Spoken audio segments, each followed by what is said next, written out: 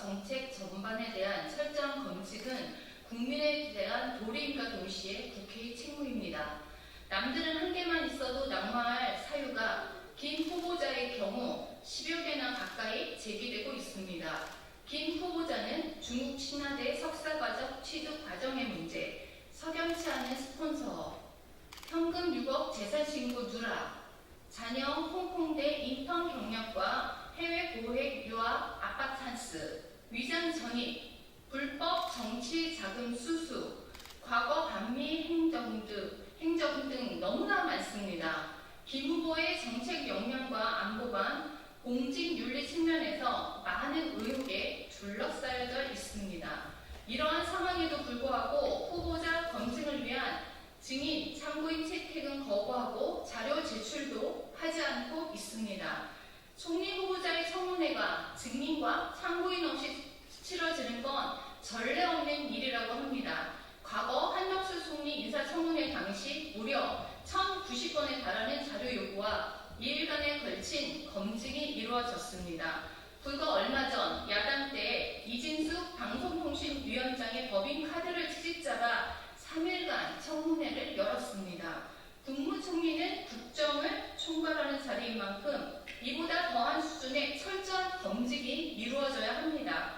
더불어민주당은 청문회가 아니라 수사를 받아야 할 후보에게 이틀짜리 형식적 청문회로 면죄부를 주려하고 있습니다. 심지어 청문 절차에 문제가 있다며 대통령에 이어 총리 방탄 입법을 하는 등 적반하장의 모습입니다. 청문회 일정을 3일로 연장하고 김민석 후보자에 대한 도덕성, 정책 능력, 안보관, 과거 행정 및 인명 성향 전반에 걸쳐 철저히 검증되어야 할 것입니다. 그것이 국민 앞에 부끄럽지 않은 인사청문회의 기본입니다. 고위 공직자일수록 그 책임은 무겁고 검증은 더 투명해야 합니다. 김민석 후보자는 떳떳하다면 유튜브에 나갈 것이 아니라 필요한 자료를 제출하고 모든 의혹을 밝히는데 성실히 임하든지 아니면 총리 놀이 그만하시고 내려오시기 바랍니다. 이재명 정부의 국정 철학은 범죄 정부, 방탄 정부가 아님을 명심하시기 바랍니다. 또 새로운 이슈가 있어서 하나 추가로 진행하겠습니다. 김민석 국무총리 후보자가 6억 원이 넘는 수입에 대해 정치 자금 신고를 하지 않았다는 논란이 일고 있습니다. 이에 대해 김 후보자는 유튜브 방송에서 수입을 그 해에 다 쓰면 법적 신고 안 해도 된다는 주장을 했습니다. 이는 본인의 정치자금 미신고를 덮기 위해 탈세를 인정한 것으로 보이며 단순한 실언을 넘어 공직 후보자의 자격을 근본부터 흔드는 심각한 사안입니다.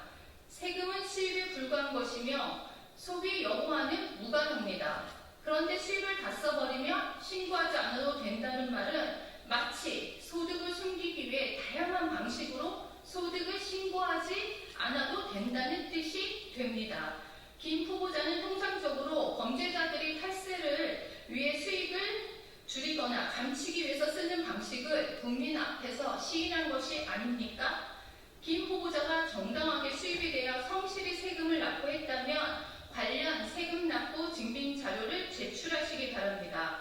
소득을 소비로 감추면 세금도 피할 수 있다는 식의 대변은 후보자의 왜곡된 낙세 인식을 보여주는 것에 불과합니다.